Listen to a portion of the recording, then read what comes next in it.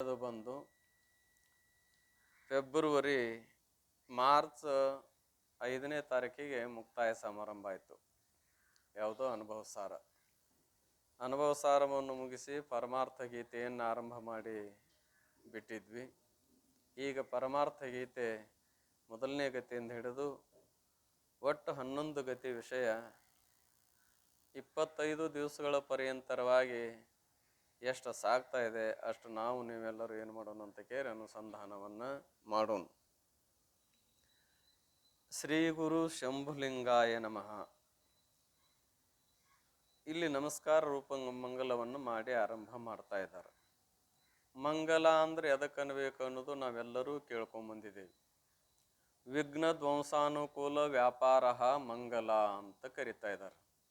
ಮಂಗಲ ಪದಕರ್ತೇನು ವಿಘ್ನ ಧ್ವಂಸಾನುಕೂಲ ವ್ಯಾಪಾರ ಮಂಗಲ. ಯಾವುದೇ ಒಂದು ಕಾರ್ಯಾರಂಭವನ್ನು ಮಾಡಿ ಕಾರ್ಯ ಸಮಾಪ್ತಿಯಾಗುವ ಪರ್ಯಂತರವಾಗಿ ಯಾವುದೇ ವಿಘ್ನಗಳು ಬರದ ಹಾಗೆ ನೋಡಿಕೊಳ್ಳುವಂಥ ಕಾರ್ಯಕ್ಕೆ ಏನಂತ ಕರೀತಾರೋ ಅಂದ್ರೆ ಮಂಗಲ ಅಂತ. ವಿಘ್ನ ಧ್ವಂಸಾನುಕೂಲ ವ್ಯಾಪಾರ. ವ್ಯಾಪಾರ ಅಂದ್ರೆ ವ್ಯವಹಾರ. ಏನು ವ್ಯವಹಾರಪ್ಪ ಅಂದ್ರೆ ಸ್ತುತಿ ಮಾಡುವುದು, ಏನಪ್ಪ ಅಂದ್ರೆ ಪೂಜೆ ಮಾಡೋದೇ ಅಂತ ಮಾಡ್ತೇವಲ್ಲ, ಇದನ್ನು ಯಾಕೆ ಮಾಡೋದು ಅಂತ ಕೇಳಿದ್ರೆ ನಮಗೆ ಬರುವ ವಿಘ್ನಗಳನ್ನು ದೂರ ಮಾಡಿಕೊಳ್ಳೋ ಸಲುವಾಗಿ. ಈ ಗ್ರಂಥಾರಂಭದಲ್ಲಿ ಮಂಗಲ ಮಾಡುವ ಉದ್ದೇಶ ಏನಂದ್ರೆ 3 ಪ್ರಕಾರ ಹೇಳ್ಕೊಂಬಂದಿದ್ದಾರೆ. ಏನೇನು 3 ಪ್ರಕಾರ ಅಂತ ಕೇಳಿದ್ರೆ, ಕಾರ್ಯ ಆರಂಭವಾದ ಮೇಲೆ ಕಾರ್ಯ ಸಮಾಪ್ತಿ ಆಗುವ ಪರ್ಯಂತರವಾಗಿ ಅಂದರೆ ಈ 7ನೇ ತಾರೀಕಿನಿಂದ ಈ ಭಗವತ್ ಚಿಂತನ ಸಾಧನ ಶಿಬಿರ ಪ್ರಾರಂಭವಾಗಿ ಆಗಸ್ಟ್ 3ರ ಪರ್ಯಂತರವಾಗಿ ನಡೀತಾ ಇದೆ, ಅಲ್ಲಿಯ ತನ ನಿರ್ವಿಘ್ನದಿಂದ ಸಾಗಲಿ ಅಂತ ಒಂದು.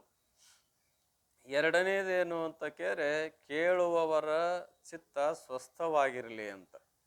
ಮಂಗಲ ಮಾಡುವ ಉದ್ದೇಶ ಏನಂತ ಕೇಳಿದ್ರೆ ಶಾಸ್ತ್ರಾನುಸಂಧಾನ ಮಾಡುವಂಥ ಮುಮುಕ್ಷುಗಳ ಚಿತ್ತವೃತ್ತಿ ಏನಾಗಬೇಕು ಅಂದರೆ ಶಾಂತವಾಗಿರಬೇಕು, ಸ್ವಸ್ಥವಾಗಿರಬೇಕು. ಅಂದ್ರೆ ಅದಕ್ಕೆ ಅರ್ಥ ಏನು ಅಂದರೆ ಯಾವುದೇ ಹೊರಗಿನ ವಿಷಯಾಕಾರ ವೃತ್ತಿ ಆಗಲಾರದೆ ಪರಮಾರ್ಥ ಚಿಂತನೆಯಲ್ಲಿ ವೃತ್ತಿ ತೊಡಗಿಸುವಂತೆ ಇರಲಿ ಅಂತ ಎರಡನೇದ್ದು. ಮೂರನೇದ್ದೇನು ಅಂತ ಕೇಳಿದ್ರೆ ಮುಮುಕ್ಷಗಳನ್ನು ಉದ್ದೇಶಿಸಿ ಉಪದೇಶ ಮಾಡುವಾಗ ಗ್ರಂಥಾರಂಭ ಮಾಡಿ ಗ್ರಂಥವನ್ನು ಬರಿತಾ ಇರುವಾಗ ಯಾವುದೇ ತೆರನಾದ ದ್ವೈತಪರವಾದ ಮಾತುಗಳು ಮುಮುಕ್ಷರ ಹೃದಯಕ್ಕೆ ತಟ್ಟಲಾರದಂತೆ ವ್ಯವಸ್ಥಿತವಾಗಿ ಕಾರ್ಯ ಸಾಗಲಿ ಅಂತ ತಿಳ್ಕೊಂಡು 3 ತೆರನಾಗಿ ಏನು ಮಾಡ್ತಾರೋ ಅಂದ್ರೆ ಭಾವನೆ ಇಟ್ಕೊಂಡು ಮಂಗಲವನ್ನು ಮಾಡ್ತಾ ಇದ್ದಾರೆ. ಅದರಾಗ ಈಗ ಯಾವ ಮಂಗಲ ಅಂದ್ರೆ ನಮಸ್ಕಾರ ರೂಪ ಮಂಗಲ ಅಂತಾರೆ. ಮಂಗಲಗಳಲ್ಲಿ 3 ಪ್ರಕಾರ ಅನ್ನೋದು ನಾವೆಲ್ಲರೂ ಕೇಳ್ಕೊಂಬಂದಿದ್ದೇವೆ. ಒಂದು ಸ್ವರೂಪ ಮಂಗಲ, ಒಂದು ನಮಸ್ಕಾರ ರೂಪ ಮಂಗಲ, ಒಂದು ಆಶೀರ್ವಾದ ರೂಪ ಮಂಗಲ ಅಂತೇಳಿದು. ಸ್ವರೂಪ ಮಂಗಲ ಯಾರು ಮಾಡ್ತಾರೋ ಅಂತ ಕೇಳಿದ್ರೆ ಉತ್ತಮ ಜಿಜ್ಞಾಸು ಮತ್ತು ಗುರುಗಳು. ಸ್ವರೂಪ ಮಂಗಲಕ್ಕೆ ಅಧಿಕಾರಿಗಳು ಯಾರು ಅಂತ ಕೇಳಿದ್ರೆ ಉತ್ತಮ ಜಿಜ್ಞಾಸುಗಳು ಮತ್ತು ಮುಮುಕ್ಷುಗಳು. ಆಮೇಲೆ ನಮಸ್ಕಾರ ರೂಪ ಮಂಗಲವನ್ನು ಮಾಡುವಾಗ ಏನಪ್ಪ ಅಂತ ಕೇಳಿದ್ದಾದ್ರೆ ಶಿಷ್ಯರಾದವರು ಮಾಡ್ತಿರ್ತಾರೋ ಅಂತ ತಿಳ್ಕೊಂಡು ಹೇಳ್ಕೊಂಡ್ಬಂದಿದ್ದಾರೆ. ಇನ್ನು ಆಶೀರ್ವಾದ ರೂಪ ಮಂಗಲವನ್ನು ಬೇಡ್ಕೊಳ್ಳುವಾಗ ಪಾಮರರು ವಿಷಯಿಗಳು ಅಂತ ತಿಳ್ಕೊಂಡು ಹೇಳ್ಕೊಂಡು ಬಂದಿದ್ದಾರೆ. ಈ ಸದ್ಯ ಯಾರನ್ನ ಕುರಿತು ನಮಸ್ಕಾರ ಮಾಡ್ತಾರಪ್ಪ ಅಂತ ಕೇಳಿದ್ರೆ ಶಂಭುಲಿಂಗಾಯ ನಮಃ. ಶ್ರೀ ಗುರು ಶಂಭುಲಿಂಗಾಯ ನಮಃ. ಗುರು ಸ್ವರೂಪ ಶ್ರೀ ಅಂದ್ರೆ ಗುರುತದ ಜ್ಞಾನಾದಿ ಷಡ್ವೈಶ್ವರ್ಯಗಳಿಂದ ಅಂದ್ರೆ 6 ಐಶ್ವರ್ಯಗಳಿಂದ ಯುಕ್ತನಾದಂಥ ಗುರು ಶಂಭುಲಿಂಗನಿಗೆ ನಮಸ್ಕಾರ ಅಂತ. ಜ್ಞಾನ, ವೈರಾಗ್ಯ, ಕೀರ್ತಿ, ಬಲ, ತೇಜಸ್ಸು, ಐಶ್ವರ್ಯ ಈ 6ರಿಂದ ಯುಕ್ತವಾದದ್ದಕ್ಕೆ ಏನಂತಾರೋ ಅಂದ್ರೆ ಶ್ರೀಕಾರ ಅಂತ ಕರೀತಾರೆ. ಇಂಥ 6 ಸಂಪತ್ತುಗಳಿಂದ ಯುಕ್ತವಾರಾದವ್ರು ಯಾರು ಅಂದ್ರೆ ಗುರುಗಳು. ಆ ಗುರು ಯಾರ ಸ್ವರೂಪಪ್ಪ ಅಂದ್ರೆ ಶಂಭುಲಿಂಗ ಸ್ವರೂಪ ಅಥವಾ ಶಂಭುಲಿಂಗನೇ ಗುರು ಸ್ವರೂಪ. ಅಂಥ ಗುರು ಶಂಭುಲಿಂಗನಿಗೆ ನನ್ನ ನಮಸ್ಕಾರಗಳು ಅಂತ ಹೇಳಿ ಶ್ರೀಮನ್ ನಿಜಗುಣ ಶಿವಯೋಗಿಗಳಿಂದ ವಿರಚಿತವಾದ, ಯಾರಿಂದ ರಚನೆ ಆಗಿದಪ್ಪ ಇದು ಅಂತ ಕೇಳಿದ್ರೆ ಶ್ರೀಮನ್ ನಿಜಗುಣ ಶಿವಯೋಗಿಗಳಿಂದ ವಿರಚಿತವಾದ ಪರಮಾರ್ಥ ಗೀತೆ ಪ್ರಥಮ ಗತಿ. ಅಂದ್ರೆ ಪರಮಾರ್ಥ ಗೀತೆಯ ಮೊದಲನೇ ಗತಿ. ಅಧ್ಯಾಯ ಅಂತ ಹೇಗಂತೇವೆ ಹಾಗಿಲ್ಲಿ ಮೊದಲನೇ ಗತಿ. ಇದು ಯಾವ ಗ್ರಂಥ ಅಂದ್ರೆ ಈಗಾಗಲೇ ಕೇಳ್ಕೊಂಬಂದಿರೋ ಎಲ್ಲರೂ ನಿಧಿಧ್ಯಾಸನ ಪರಗ್ರಂಥ ಅಂತ. ಮುಖ್ಯವಾಗಿ 6 ಗ್ರಂಥಗಳಲ್ಲಿ 3 ಗ್ರಂಥಗಳ ವ್ಯವಸ್ಥೆ ಏನದಂದ್ರೆ ಶ್ರವಣ, ಮನನ, ನಿಧಿಧ್ಯಾಸನ. ಕೈವಲ್ಯ ಪದ್ಧತಿ, ಪರಮಾನುಭವ ಬೋಧೆ, ಆಮೇಲೆ ಏನಪ್ಪಾ ಅಂದ್ರೆ ಅನುಭವ ಸಾರ, ಪರಮಾರ್ಥ ಗೀತೆ, ಪರಮಾರ್ಥ ಪ್ರಕಾಶಿಕೆ, ವಿವೇಕ ಚಿಂತಾಮಣಿ ಅಂತ 6 ಗ್ರಂಥಗಳು. ಯಾವ ಅದ್ವೈತ ತತ್ವವನ್ನು ಉಪದೇಶ ಮಾಡುವಂತ ಏನ್ರಿ ಕರ್ಮಕಾಂಡವನ್ನೇ ಮೊದಲು ಮಾಡಿಕೊಂಡು ಜ್ಞಾನಕಾಂಡದ ಪರ್ಯಂತರವಾಗಿ ಅಂದ್ರೆ ಮಲದೋಷಾದಿ ದೋಷಗಳನ್ನು ನಿವೃತ್ತಿ ಮಾಡೋ ಸಲುವಾಗಿ ಈ 6 ತೆರನಾದಂಥ ಗ್ರಂಥಗಳನ್ನು ರಚನೆ ಮಾಡಿದ್ದಾರೆ. ಅದರೊಳಗೆ ಮುಖ್ಯವಾಗಿ 3 ಗ್ರಂಥಗಳು ಯಾವ ಅಂದ್ರೆ ಪರಮಾನುಭವ ಬೋಧೆ, ಅನುಭವ ಸಾರ, ಆಮೇಲೆ ಪರಮಾರ್ಥ ಗೀತೆ.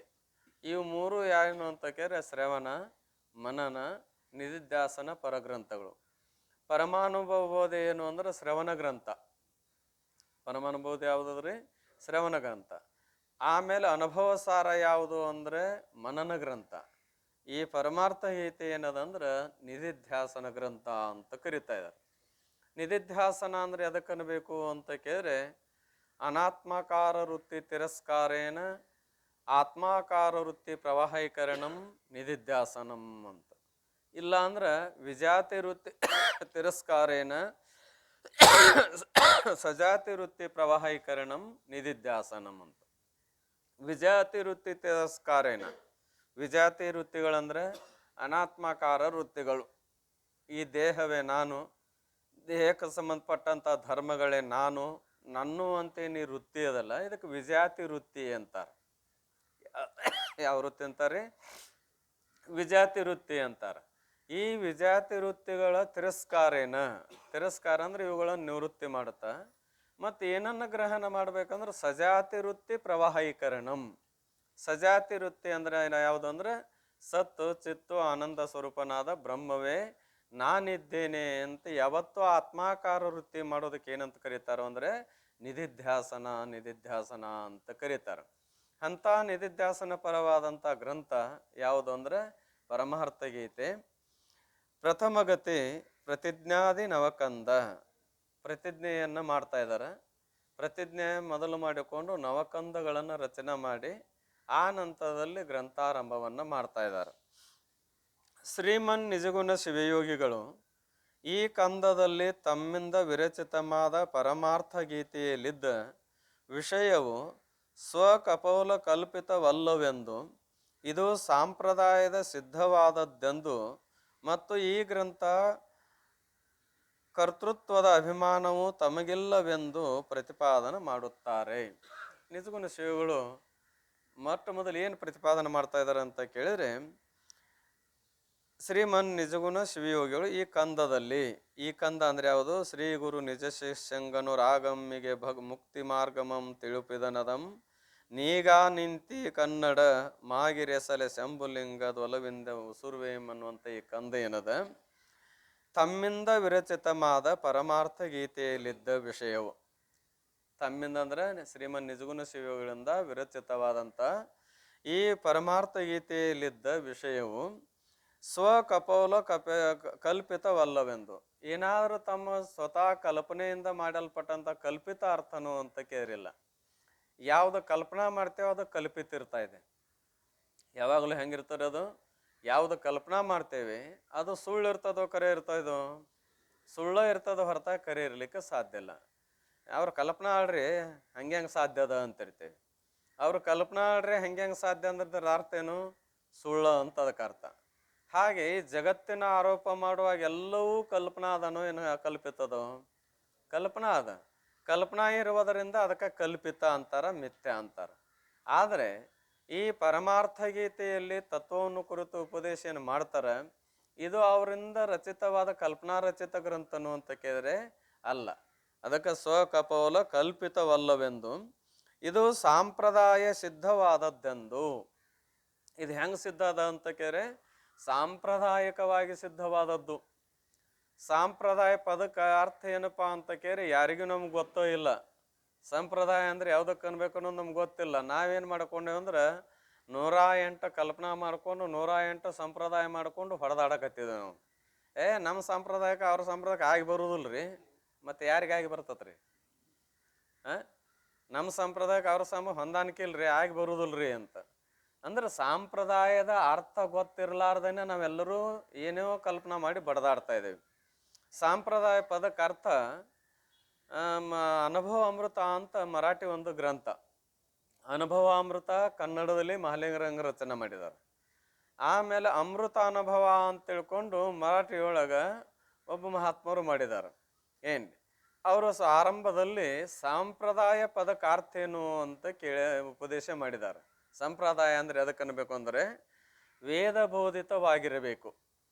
ಆ ವಿಚಾರ ಹೆಂಗಿರ್ಬೇಕು ಅಂದ್ರೆ ವೇದ ಬೋಧಿತವಾಗಿರಬೇಕು, ಅನಾದಿಯಾಗಿರಬೇಕು, ಈಶ್ವರ ಅಂಗೀಕಾರ ಮಾಡಿರಬೇಕು, ಅದರಿಂದ ಫಲ ಆಗಬೇಕು. ಅದಕ್ಕೆ ಸಂಪ್ರದಾಯ ಅಂತ ಕರೀತಾರೆ.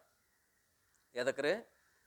ವೇದ ಬೋಧಿತವಾಗಿರಬೇಕು ಅಂದ್ರೆ ವೇದಗಳು ಅದನ್ನ ಕುರಿತು ಹೇಳ್ತಿರ್ಬೇಕು, ಇದಕ್ಕೆ ಹಿಂಗ ಅನ್ಬೇಕು, ಇದೇ ಸತ್ಯ ಅಂತ ತಿಳ್ಕೊಂಡು. ಅದು ಅನಾದಿಯಾಗಿರಬೇಕು. ಹೇಗಿರ್ಬೇಕು? ಅನಾದಿಯಾಗಿರಬೇಕು. ಮತ್ತೆ ಯಾರು ಅಂಗೀಕಾರ ಮಾಡಿರ್ಬೇಕಪ್ಪ ಅಂದ್ರೆ ಈಶ್ವರ ಅಂಗೀಕಾರ ಮಾಡಿರ್ಬೇಕು, ಅದರಿಂದ ಫಲ ಆಗಿರ್ಬೇಕು. ಅಂದ್ರೆ ಅತ್ಯಂತ ದುಃಖದ ನಿವೃತ್ತಿ, ಪರಮಾನಂದ ಪ್ರಾಪ್ತಿಯಾಗಿರಬೇಕು. ಈ 4 ಲಕ್ಷಣಗಳಿಂದ ಯುಕ್ತವಾದದ್ದಕ್ಕೆ ಏನ್ ಅನ್ಬೇಕು ಅಂದ್ರೆ ಸಂಪ್ರದಾಯ ಅನ್ಬೇಕು. ಇವಕ್ಕೇನು ಅನ್ಬೇಕು? ಸಂಪ್ರದಾಯ. ಈ ಸಂಪ್ರದಾಯ ಏನಪ್ಪಾ ಅಂದ್ರೆ ಇದು ಸಾಮಾನ್ಯ ಲಕ್ಷಣ. ನಮ್ಮ ಪ್ರತ್ಯೇಕ ಒಂದು ಮೇರೆ ಕಟ್ಕೊಂಡು ಏನು ಮಾಡ್ಕೊಂತೇವಲ್ಲ, ಇದು ನಿಜವಾದ ಸಂಪ್ರದಾಯ ಅಲ್ಲ. ಯಾರೇ ಇರಲಿ, ಯಾವುದೇ ವರ್ಗದವರು ಅಂತ ತಿಳ್ಕೊಂಡಿರಲಿ, ಈ ರೀತಿಯಾದ ಅರ್ಥದ ಅನುಸಂಧಾನವನ್ನ ಮಾಡುವಂತ ಒಂದು ತತ್ವದಲ್ಲಿ ನಾವು ಗುರಿಟ್ಟು ನಡೆದಿದ್ವಿ ಅಂದ್ರೆ ಅದಕ್ಕೇನನ್ಬೇಕು? ಸಂಪ್ರದಾಯ. ಸಂಪ್ರದಾಯ ಅಂತ ಕರೀತಾರೆ. ಅದಕ್ಕೆ ಸಾಂಪ್ರದಾಯ ಸಿದ್ಧವಾದದ್ದೆಂದು. ಇದು ಹೆಂಗಿರ್ಬೇಕು ಅಂದ್ರೆ ಸಾಂಪ್ರದಾಯ ಸಿದ್ಧ. ಇದು ವೇದ ಬೋಧಿತದನೋ ವೇದ ಬೋಧಿತಿಲ್ಲೋ, ಅನಾದಿ ಅದನೋ ಅನಾದಿ ಇಲ್ಲವೋ, ಈಶ್ವರ ಅಂಗೀಕಾರ ಮಾಡ್ಯಾನೋ ಇಲ್ಲೋ ಅಂದ್ರೆ ಈಶ್ವರ ಅಂಗೇನು. ಮತ್ತು ಅತ್ಯಂತ ದುಃಖದ ನಿವೃತ್ತಿ, ಪರಮಾನಂದ ಪ್ರಾಪ್ತಿ ರೂಪ ಫಲ ಇದರಿಂದ ದೊರೀತಾ ಇದೆ. ಈ ಗ್ರಂಥ ಕರ್ತೃತ್ವದ ಅಭಿಮಾನವು ತಮಗಿಲ್ಲವೆಂದು. ಈ ಗ್ರಂಥ ನಾ ಮಾಡೇನನ್ನುವಂಥ ಕರ್ತೃತ್ವದ ಅಭಿಮಾನ ಐತೇನು? ಕರ್ತೃತ್ವದ ಅಭಿಮಾನ ಇಲ್ಲ. ಏನ್ರಿ? ಕರ್ತೃತ್ವ ಅವರು ತಮ್ಮ ಹೆಸರುಗೊಂಡು ಹೇಳ್ತಾರಂದ್ರೆ ಕರ್ತೃತ್ವದ ಅಭಿಮಾನ ಇಲ್ಲದೆ ಹೇಳ್ತಾರಂತ ಯಾರಾದರೂ ಅನ್ಬಹುದು. ಆದ್ರೆ ಕರ್ತೃತ್ವದ ಅಭಿಮಾನವೂ ಕೂಡ ಅವರಲ್ಲಿ ಇಲ್ಲವೆಂದು ಪ್ರತಿಪಾದನೆ ಮಾಡುತ್ತಾರೆ. ಎದರಲ್ಲಿ ಅಂದ್ರೆ ಈ ಕಂದದಲ್ಲಿ. ಶ್ರೀ ಗುರು ನಿಜ ಶಿಷ್ಯಂಗೆ ಅನುರಾಗಂ ಮಿಗೆ ಮುಕ್ತಿ ಮಾರ್ಗಂ ತಿಳುಪಿದನು, ಅದನು ಈಗ ಈಗ ನಿಂತು ಕನ್ನಡ ಮಾಗಿರೆ ಸಲೆ ಶಂಭುಲಿಂಗದ ಒಲುವಿಂದ ಉಸುರ್ವೇಂ. ನಾ ಯಾರ ಮುಖಾಂತರ ಹೇಳ್ತೇನೆ ಅಂತ ನಾ ಹೇಳ್ತೇನೆ ಅಂತಲ್ಲ, ಶಂಭುಲಿಂಗದ ಒಲುಮೆಯಂ ಉಸುರ್ವೇಂ, ಪರಮಾತ್ಮನ ಒಲುಮೆಯನ್ನು ಪಡೆದುಕೊಂಡು ನಾ ಹೇಳ್ತೇನೆ ವಿನಃ ನಾ ಸ್ವಕಪೌಲ ಕಲ್ಪಿತದಿಂದ ನಾನು ಹೇಳುವುದು ಇಲ್ಲ ಅಂತ ತಿಳ್ಕೊಂಡು. ಜ್ಞಾನ, ಐಶ್ವರ್ಯ, ಶಕ್ತಿ, ಬಲ, ವೀರ್ಯ, ತೇಜಗಳೆಂಬ ಷಡ್ಗುಣ ಐಶ್ವರ್ಯ ಯುಕ್ತನಾಗಿಯೂ. ಶ್ರೀಪದ ಕಾರ್ತೆನು ಅಂತ ಕೇಳಿ ಬರೀತಾರೆ. ಜ್ಞಾನ, ಐಶ್ವರ್ಯ, ಶಕ್ತಿ, ಬಲ, ವೀರ್ಯ, ತೇಜಗಳೆಂಬ ಷಡ್ಗುಣ ಐಶ್ವರ್ಯ ಯುಕ್ತನಾಗಿಯೂ ಶಾಂತಿ, ದಾಂತಿ, ನಿರಪೇಕ್ಷತ್ವ, ದಯ ಮೊದಲಾದ ಸದ್ಗುಣಶೀಲನು ಆದವನೇ ಸದ್ಗುರುನಾಥನೆಂದು ಹೇಳಲ್ಪಡುವನು. ಸದ್ಗುರು ಅಂದ್ರೆ ಯಾರಿಗನ್ಬೇಕು ಅಂದ್ರೆ ಸರಳವಾಗಿ ಏನಪ್ಪಾ ಅಂದ್ರೆ ಸತ್ಯ ವಸ್ತುವಿನ ಜ್ಞಾನವನ್ನು ಯಾವಾತನು ಮಾಡಿಕೊಂಡಿರುವನೋ ಅವನಿಗೇನಬೇಕು? ಸದ್ಗುರು. ಒಳ್ಳೆ ಗುರು ಅಂತ. ಒಳ್ಳೆ ಗುರು ಅಂದ ಮೇಲೆ ಅದ್ರ ವಿರುದ್ಧ ಯಾರ್ರಿ? ಸಂಶಯ ಐತೇನು? ಒಳ್ಳೆ ಗುರು ಇದಕ್ಕೆ ವಿರುದ್ಧಾರ್ಥ ಏನು ಅಂದ್ರೆ ಕೆಟ್ಟ ಗುರು. ಕೆಟ್ಟ ಗುರು ಅಂತಂದ್ರೆ ಏನಪ್ಪಾ ಅಂತ ಕೇಳಿದ್ರೆ ಇದ್ದದ್ದನ್ನು ಬಿಟ್ಟು ಇಲ್ಲದ್ದನ್ನು ಉಪದೇಶ ಮಾಡವ. ಯಾರಾದರೂ ಇರಬಹುದು. ಇದ್ದದ್ದು ಬಿಟ್ಟು ಇಲ್ಲದ್ದನ್ನು ಉಪದೇಶ ಮಾಡೋವ್ರಿಗೆ ಏನಂತಾರು ಅಂದ್ರೆ ಶಬ್ದಕ್ಕೆ ಯಾವಾಗ ಅಂದ್ರೆ ಯಾವುದೇ ಒಂದು ಶಬ್ದ ನಮ್ಮ ವಾಣಿಯಿಂದ ಹೊರಗೆ ಬರ್ತಿತ್ತು ಅಂದ್ರೆ ಅದು ವಿರೋಧ ಕಟ್ಕೊಂಡ ಬರ್ತಿರ್ತದ ಹೊರತಾಗಿ ಅವಿರೋಧವಾಗಿ ಬರುವುದಿಲ್ಲ. ಹೆಂಗ್ ಬರ್ತದ್ರಿ ಅದು? ವಿರೋಧ ಕಟ್ಕೊಂಡ ಬರ್ತಾ ಇದೆ. ಜನ್ಮ ಮರಣ, ಹುಟ್ಟು ಸಾವು, ಒಳ್ಳೆವ ಕೆಟ್ಟವ, ಹೀಗೆ ಒಂದೊಂದು ಶಬ್ದ ಏನು ಬರ್ತಾವ ಎಲ್ಲ ಒಂದು ವಿರುದ್ಧ ಶಬ್ದ ಕಟ್ಕೊಂಡು ಬರ್ತದ. ಒಳ್ಳೆ ಗುರು ಅಂತ ಅನ್ಬೇಕಾಗಿತ್ತು ಅಂದ್ರೆ ಕೆಟ್ಟ ಗುರು ಇರಲೇಬೇಕು ಅಂತ. ಅದರ ಅರ್ಥ ಏನು ಅಂದ್ರೆ ಇದ್ದದ್ದು ಬಿಟ್ಟು ಅಂದ್ರೆ ದ್ವೈತ ಉಪದೇಶ ಮಾಡೋದು, ಮತ್ತೇನಿಲ್ಲ. ಏನದ? ದ್ವೈತ ಉಪದೇಶ ಮಾಡೋದು. ಹೇಗಪ್ಪ ಅಂದ್ರೆ ದೇವರ ಬೇರೆ, ನೀನ ಬೇರೆ. ದೇವರು ದೊಡ್ಡವ, ನೀ ಸಣ್ಣವ. ದೇವರು ಕೊಡವ, ನೀ ತಗೊಳವ. ಅವ ಆಡ್ಸವ, ನಾ ಅಥವಾ ನೀ ಆಡವ. ನೀ ಎಂದೆಂದು ಭಕ್ತನಾದವನು ಏನಾಗಕ್ಕೆ ಸಾಧ್ಯ ಇಲ್ಲ, ದೇವ್ರು ಆಗಕ್ಕೆ ಸಾಧ್ಯ ಇಲ್ಲ. ದೇವರು ಭಕ್ತನಾಗಕ್ಕೆ ಸಾಧ್ಯ ಇಲ್ಲ. ದೇವ್ರ ಭಕ್ತ ಭಕ್ತನೇ, ಗುರು ಗುರುನೇ, ಶಿಷ್ಯ ಶಿಷ್ಯನೇ. ಶಿಷ್ಯ ಎಂದೂ ಗುರು ಆಗುವುದಿಲ್ಲ, ಗುರು ಎಂದೂ ಶಿಷ್ಯ ಆಗಾಕ ಬರುವುದಿಲ್ಲ ಅಂತ ಉಪದೇಶ ಮಾಡ್ತಿದ್ವಿ ಅಂದ್ರೆ ಅವ್ರಿಗೆ ಏನು ಅನ್ನಬೇಕು ಅಂದ್ರೆ ಸಂಶಯ ಇಲ್ಲ, ಏನು ಕೆಟ್ಟ ಗುರು ಅಂತ. ಯಾಕೆ ಕೆಟ್ಟ ಗುರು ಅನ್ನಿಸ್ಕೊಂತ ಇದ್ದಾನಂದ್ರೆ ಜನನ ಮರಣಾತ್ಮಕ ರೂಪ ದುಃಖದಿಂದ ಭಯಗೊಂಡು ಇದರಿಂದ ಪಾರಾಗಬೇಕೆಂಬ ಆಸೆಯನ್ನಿಟ್ಟುಕೊಂಡು ಬಂದಿರತಕ್ಕಂಥ ಭಕ್ತನಿಗೆ ಅಥವಾ ಶಿಷ್ಯನಿಗೆ ಆ ಭಯವನ್ನ ಬಿಡಿಸಿ ಅಭಯ ಹಸ್ತವನ್ನು ನೀಡ್ತಿದ್ದ ಅಂದ್ರೆ ಅನ್ನಿಸ್ಕೊಂತಿದ್ದನು ಇಲ್ಲ. ಆದ್ರೆ ಯಾರ ಅಭಯ ಹಸ್ತವನ್ನು ನೀಡ್ತಾರೋ ಅಂತ ಕೇಳಿದ್ರೆ ತ್ರಿಕಾಲ ಅಬಾಧ್ಯವಾದಂಥ ವಸ್ತುವಿಗೆ ಸತ್ ಅಂತಾರ, ಅದಕ್ಕೆ ಒಳ್ಳೆಯದು ಅಂತಾರ. ಅಂಥ ಸದ್ರೂಪ ರೂಪ ವಸ್ತುವಿನನ್ನ ತಿಳಿದುಕೊಂಡಿರ್ತಕ್ಕಂಥ ಗುರುವಿಗೆ ಏನಂತ ಕರೀತಾರ? ಸದ್ಗುರು ಅಂತಾರ. ಅಂಥ ಸದ್ಗುರು ಶರಣಾಗತರಾದ ಶಿಷ್ಯರಿಗೆ ಏನು ಹೇಳ್ತಾನೋ ಅಂತ ಕೇಳಿದ್ರೆ ಅಖಂಡೇಕರಸವಾದ ಪರಬ್ರಹ್ಮ ಸ್ವರೂಪವೇ ನೀನಿದ್ದಿ ಅಂತ ಉಪದೇಶ ಮಾಡ್ತಾರ ವಿನಃ ಇದನ್ನು ಬಿಟ್ಟು ಬೇರೆ ಏನು ಉಪದೇಶ ಮಾಡೋದಿಲ್ಲ. ಎಷ್ಟೋ ಸಲ ಕೇಳಿರಿ, ನರನಲ್ಲ ಏಳು ಬಾಳ ನೀನು ವರಮಂತ್ರದ ಮೂಲ.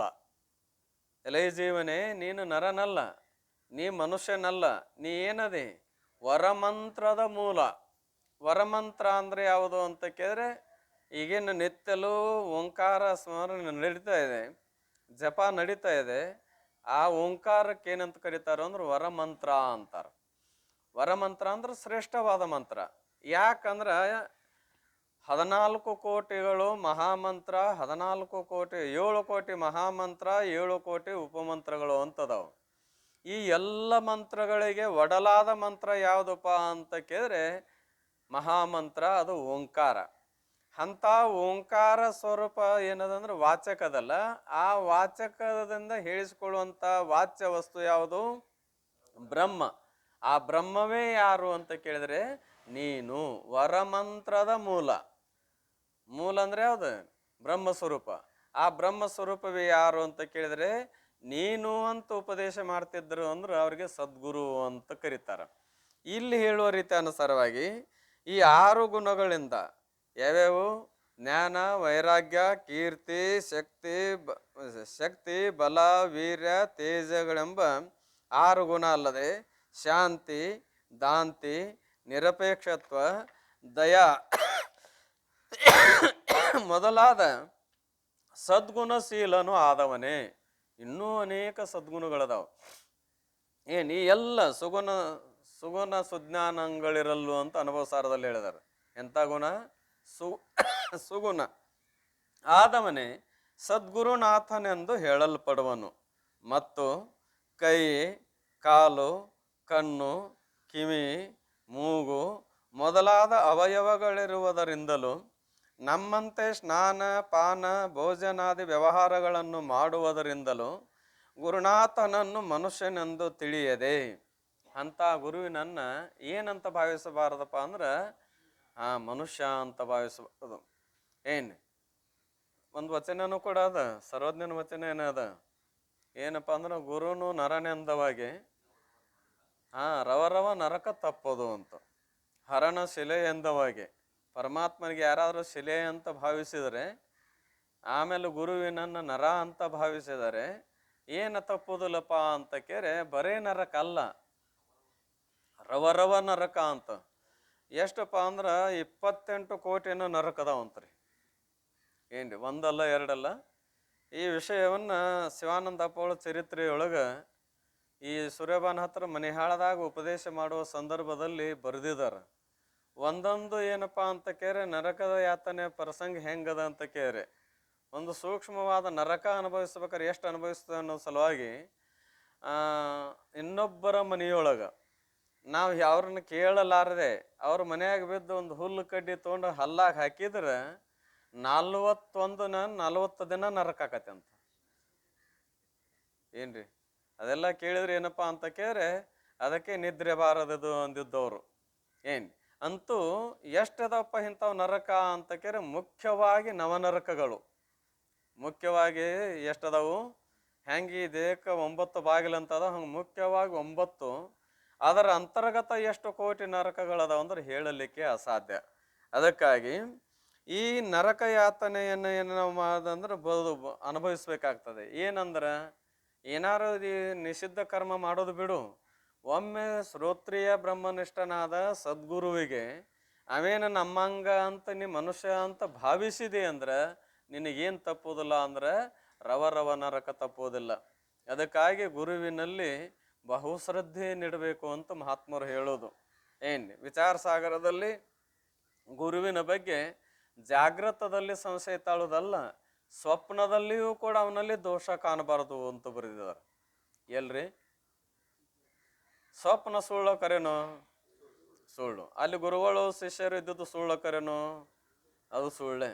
ಮತ್ತು ಆ ಸ್ವಪ್ನದಲ್ಲಿ ಸುಳ್ಳಾದಂಥ ಶಿಷ್ಯ ಸುಳ್ಳಾದಂಥ ಗುರು ಇದ್ದ ಸಮಯದಲ್ಲಿ ಅಲ್ಲಿಯೂ ಕೂಡ ದೋಷ ಕಾಣಬಾರ್ದು ಅಂತಂದ್ರೆ ಇನ್ನು ಜಾಗೃತ ಪ್ರಪಂಚದಲ್ಲಿ ಗುರುವಿನ ಬಗ್ಗೆ ದೋಷ ಕಾಣಬೇಕು ಅಂತ ಕೇಳಿದ್ರೆ ಇಲ್ಲ, ಅದಕ್ಕೆ 5 ತೆರನಾಗಿ ಕಾಣಬೇಕು ಗುರುವಿನನ್ನ ಅಂತ ಹೇಳಿದಾರೆ. ವಿಚಾರ ಸಾಗರದ 3ನೇ ತರಂಗ ಹೋದ್ರಿ, ಈಗ 1ನೇ ತರಂಗ ಪ್ರಾರಂಭ ಆಗ್ತಾ ಇದೆ. 5 ತೆರನಾಗಿ ಅಂದ್ರೆ ಗುರು ಅಂದರೆ ಬ್ರಹ್ಮ, ಗುರು ಅಂದರೆ ವಿಷ್ಣು, ಗುರು ಅಂದರೆ ಯಾರು? ಮಹೇಶ. ಗುರು ಅಂದರೆ ಯಾರು?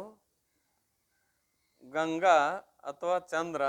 ಗುರು ಅಂದರೆ ಸೂರ್ಯ ಅಂತ ತಿಳ್ಕೊಂಡು 5 ದೇವತೆಗಳಲ್ಲಿ ಹೆಂಗೆ ನಾವು ದೇವತಾಭಾವ ತಾಳ್ತೇವೆ ಹಾಗೆ 5 ಪ್ರಸಂಗದಲ್ಲಿ 5 ತೆರನಾಗಿ ಅವನಲ್ಲಿ ನಾವು ಭಾವವನ್ನು ತಾಳಬೇಕು. ಗುರು ಅಂದ್ರೆ ನಮ್ಮ ಗುರು ಅಂದ್ರೆ ಏನು ತಿಳಿದ್ರೆ ನೀವು ಬ್ರಹ್ಮ ಅಂತ ತಿಳ್ಕೊಬೇಕು ಅಂತ. ನಾವು ಹಂಗೆ ತಿಳ್ಕೊಳ್ಳೋದಿಲ್ಲ. ಬಿಡೋ ಮಾರಾಯ, ನಮಗೆ ಅವ್ರಿಗೆ ಏನು ಪರಕೈತಿ? ಏನು ನಾವ ಪಾಡಿನವ್ರಕ್ಕಿಂತ ಯಾರಕ್ಕಿಂತ ರೀ? ಗುರುಗಳಕ್ಕಿಂತ ನಾವ ಪಾಡು. ಇನ್ನು ನಮಗೆ ಸಾಕಂದ್ರೆ ಬಿಟ್ಟು ಕುಂದಿರ್ತೇವೆ, ಅವ್ರು 1 ದಿನ ಬಿಟ್ಟು ಕುಂದಿರೋದಿಲ್ಲ. 10 ಮುಳುಗಿದ್ರೆ ಏನಪ್ಪ ಅಂತ ಕೇಳಿ ಏನಿಲ್ಲ ಒಂದು ಕೆಲಸ ಮಾಡ್ಕೊಂತನ ಕುಂದಿರ್ತಾರ. ಅವ್ರಿಗೆ ಹಂಗೆ ಗುರು ಅನ್ನೋದ್ರಿ ಅಂತ ಭಾವ ಬರ್ತಾ ಇದೆ. ಬ್ರಹ್ಮನ ಕೆಲಸ ಏನ್ರಿ? ಸದಾವ ಕಾಲದಲ್ಲಿ ಕಾರ್ಯನಿರತವೋ ಏನು ಕಾರ್ಯನಿರತವಿಲ್ಲೋ? ಕಾರ್ಯನಿರತ. ಹಂಗೆ ಸದ್ಗುರುನಾಥನು ಕೂಡ ಏನಾದರೂ ಮಠಾದ ವ್ಯವಹಾರಗಳಲ್ಲಿ ಕಾರ್ಯನಿರತನಾದಾಗ ನಮ್ಮ ಗುರುಗಳು ಅಂದ್ರೆ ಬ್ರಹ್ಮ ಇದ್ದಂಗ್ರಿ ಅಂತ ಭಾವಿಸ್ಬೇಕಂತ. ಏನು ಭಾವಿಸ್ಬೇಕು? ಬ್ರಹ್ಮ ಇದ್ದಂಗ. ನಮ್ಮಲ್ಲಿ ಆ ಭಾವ ಬರ್ತದನು ಅಂದ್ರೆ ಬರೋದು ಭಾಳ ಕಷ್ಟ ಅದ. ಆಮೇಲೆ ಸಂರಕ್ಷಣಾದ ವ್ಯವಹಾರ ಮಾಡ್ತಿದ್ದ ಅಂದ್ರೆ ವಿಷ್ಣು ಭಗವಂತ ಅಂತ ತಿಳ್ಕೊಬೇಕು. ಏನಾದರೂ ಬುದ್ಧಿ ಮಾತಿಗಾಗಿ ಬಡದು ಮೊದಲಾದ ಬುದ್ಧಿಗಳನ್ನು ಹೇಳ್ತಿದ್ದ ಅಂದ್ರೆ ರುದ್ರ ಅಂತ ತಿಳ್ಕೊಬೇಕು. ಸಮಾಧಾನ ಚಿತ್ತದಿಂದ ಕೂತಿದ್ದ ಏನೊಂದು ಇರ್ಲಾರ್ದೆ ಅಂತಂದ್ರೆ ಏನು ತಿಳ್ಕೊಬೇಕು? ಗಂಗಾ ಇದ್ದಂಗ ಅಂತ ತಿಳ್ಕೊಬೇಕು ಅಂತ. ಅಜ್ಞಾನದ ನಿವೃತ್ತಿಗೋಸ್ಕರವಾಗಿ ಜ್ಞಾನೋಪದೇಶವನ್ನು ಮಾಡಿ ಆ ಅಜ್ಞಾನವನ್ನು ಹೊಡೆದೋಡಿಸುವ ಕೆಲಸ ಮಾಡ್ತಿದ್ದ ಅಂದ್ರೆ ಅವಾಗ ಏನಂತ ತಿಳ್ಕೊಬೇಕು? ಸೂರ್ಯ ಅಂತ ಹೇಳೋನು. ಸೂರ್ಯನ ಕೆಲಸ ಏನ್ರಿ? ಅಂಧಕಾರವನ್ನು ಹೊಡೆದೋಡಿಸಿ ಪ್ರಕಾಶವನ್ನು ಉಂಟು ಮಾಡೋದು. ಹಾಗೆ ಗುರು ಅಂತ ಭಾವಿಸಬೇಕಂತ. ಅಷ್ಟು ಸುಲಭ ಅಲ್ಲ. ಯಾಕಂದ್ರೆ ನಮಗೆ ಈ ಪ್ರಾಪಂಚಿಕ ಜೀವನದ ವ್ಯವಹಾರದಲ್ಲಿ ಅನಾದಿ ಕಾಲದಿಂದ ಈ ದೇಹಾದಿ ಪ್ರಪಂಚದ ಆಸಕ್ತಿ ಇರುವುದರಿಂದ ಏನೋ ನಿಷ್ಕಾಮ ಪುಣ್ಯದ ಬಲದಿಂದ ಸ್ವಲ್ಪ ಅದನ್ನು ತ್ಯಜಿಸಿ ಇತ್ತಾಗ ಬರುವುದಕ್ಕನ ಪುನಃ ಮತ್ತು ಸಂಸ್ಕಾರದ ಬಲದಿಂದ ವಾಸನ ಆತ ಜಗ್ಗುವಾಗ ಗುರುಗಳಿಂದ ಅಲ್ಲಿ ಅದಕ್ಕೆ ಏನಾರ ಅನುಕೂಲ ತಪ್ತು ಅಂದ್ರೆ ಈ ಭಾವ ಒಬ್ಬರಲ್ಲಿ ನಮ್ಮಲ್ಲಿ ಬರ್ತತೇನೋ ಅಂತ ಕೇಳಿದ್ರೆ ಇಲ್ಲ. ಯಾಕ್ರಿ ಮಠದ ಕಡೆ ಹೋಗೋದಲ್ಲನ್ರಿ? ಆಯ್ತು 1 ತಿಂಗಳು 10 ಹೋಗುದಿಲ್ರಿ, ಬಿಟ್ಟಿದ್ದೀನಿ. ಯಾಕ ಅಂದ್ರ ಮೊದಲ ಗೊತ್ತಾಗ್ಲಿಲ್ರಿ. ಎದಕ್ಕೆ? ಗುರುಗಳು ಮಾಡ್ಕೊಳಕ್ ಅವ್ರನ್ನ ಗುರು ಮಾಡ್ಕೊಳಕ್ ಮೊದ್ಲ ಗೊತ್ತಾಗ್ಲಿಲ್ರಿ. ಗೊತ್ತಾಗಿದ್ರೆ ನಾ ಯಾಕೆ ಮಾಡ್ಕೊಂತಿಂದ್ರಿ ಅಂತ ಅಂದ್ರೆ ಇವನಿಗೆ ಪ್ರತಿಕೂಲ ಆಯ್ತು ಅಂತ. ಅಷ್ಟು ಸುಲಭ ಅಲ್ಲ. ಗುರುಗಳ ಮೇಲೆ ಶ್ರದ್ಧೆಯನ್ನಿಟ್ಟು ವಿಶ್ವಾಸವನ್ನಿಟ್ಟು ನಾವು ಚಿಂತನೆ ಮಾಡ್ಬೇಕಾಗಿತ್ತು ಅಂದ್ರೆ ಬಹುಜನ್ಮದ ಒಂದು ಪುಣ್ಯದ ಬಲ, ಆಮೇಲೆ ಪ್ರಯತ್ನ, ಇವೆರಡೂ ಬಹಳ ಬೇಕಾಗ್ತಾ ಇದೆ. ಅಂತೂ ಏನಪ್ಪಾ ಅಂತ ಕೇಳಿ ಗುರುವಿನನ್ನು ಏನು ತಿಳಿಬಾರ್ದು ಅಂತ ಕೇಳಿ ನಮ್ಮಂಗ ಕಣ್ಣು ಕಿವಿ ಕಾಲು ಮೂಗು ಉಳ್ಳಾವ, ಆಮೇಲೆ ಏನಪ್ಪಾ ಅಂದ್ರೆ ನಮ್ಮಂತೆ ಮನುಷ್ಯರ ಅಂತ ತಿಳಿಬಾರ್ದು. ಆ ಗುರುವಿನಲ್ಲಿ ಭರ್ಗೋ ಸಾಕ್ಷಾತ್ ನರಾಕೃತಿ. ಗುರು ಅಂದ್ರೆ ಏನು ತಿಳ್ಕೊಬೇಕು? ಭರ್ಗೋ ಸಾಕ್ಷಾತ್ ನರಾಕೃತಿ. ಭರ್ಗೋ ಅಂದ್ರೆ ಭಗವಂತನು ಸಾಕ್ಷಾತ್ ಏನಾಗಿ ಬಂದಾನಪ್ಪ ಅಂದ್ರೆ ನರರೂಪವನ್ನ ಧಾರಣ ಮಾಡಿ ಬಂದಿದ್ದಾನೆ. ಪರಮಾತ್ಮನೇ ಮನುಷ್ಯಾಕಾರನಾಗಿ ಪ್ರತ್ಯಕ್ಷನಾಗಿದ್ದಾನೆಂದು ತಿಳಿದು. ಯಾರು ಬಂದಾರಂತ ಕೇಳ್ರೆ? ಪರಮಾತ್ಮನೇ. ಅಜ್ಜನ ಪದ ಕೇಳ್ತಾವ ಸಾಕಷ್ಟು. ಏನು ಪರಮಾತ್ಮ ಏನಪ್ಪ ಅಂತ ಕೇಳಿ ಮುಂಜಾನೆ ಒಂದು ಪದ ಹಾಡಿದ್ರು, ಏನು ಕಂದ ನೀ ದರೆಗಿಳಿದು ಬಂದ ಅಂತ ತಿಳ್ಕೊಂಡು. ಯಾರೇ? ಪರಮಾತ್ಮ ರೂಪ ಕಂದ ಧರೆಗಿಳಿದ ಸಿದ್ಧನಾಗಿ ಬಂದ ಅಂತ ತಿಳ್ಕೊಂಡು. ಸಾಕ್ಷಾತ್ ಪರಮಾತ್ಮನೇ ಗುರುವಾಗಿ ಬಂದನು. ಮತ್ತೆ ಯಾರು ಬಂದರು? ಶಂಕರನೇ ಅವತರಸಿದ್ಧರನಿಗೆ ಶಂಕರಾಚಾರ್ಯ ಆಗಿ ಬಂದನು. ಶಂಕರಾಚಾರ್ಯ ಅಂದ್ರೇನು? ಸಿದ್ಧಾರೂಢ ಅಂದ್ರೇನು? ಶಿವಾನಂದ್ರ ಅಂದ್ರೇನು? ಏನು ಮಡಿವಾಳ ಅಜ್ಜ ಅಂದ್ರೇನು? ಮಹಾತ್ಮರು ಅಂತೇನು ಕರಿತೀವಲ್ಲ, ಜ್ಞಾನಿಗಳೇನದಾರಲ್ಲ, ಅವ್ರೆಲ್ಲರೂ ಯಾರ ಅವತಾರ? ಶಿವನ ಅವತಾರವು. ಮತ್ತೇನಾರದು? ಹರತಣ್ಣ ರೂಪ ತೊರೆದು ಏನಾಗಿ ಬಂದ್ರಿ? ಗುರುವಾಗಿ ಬಂದಿದ್ದಾನಂತ ವಚನಕಾರರು ಹಾಡ್ಕೊಂಡ್ ಬಂದಿದ್ದಾರೆ. ಅಂತೂ ಆ ಪರಮಾತ್ಮ ಏನಾಗಿ ಬಂದಪ್ಪ ಅಂದ್ರೆ ಶಂಕರನೇ ಅವತರಸಿದ್ಧರನಿಗೆ ಶಂಕರಾಚಾರ್ಯ ಆಗಿ ಬಂದನು. ಶಂಕರಾಚಾರ್ಯ ಆಗಿ ಬಂದವ್ರು ಯಾರು? ಪರಮಾತ್ಮನೇ. ಶಂಕರಾಚಾರ್ಯ ಆಗಿ ಬಂದನು.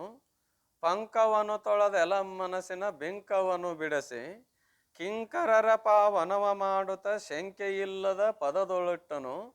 ಡೊಂಕು ಹಾದಿಯ ಬಿಡಿಸಿ ಕಲಿಯುಗದಲ್ಲಿ ಗುರುವಾಗಿ. ಏನಾಗಿ ಬಂದಿದ್ದಾನ? ಕಲಿಯುಗದಲ್ಲಿ ಗುರುವಾಗಿ ಬಂದವ್ರು ಯಾರಪ್ಪ ಅಂದ್ರೆ ಪರಮಾತ್ಮನೇ.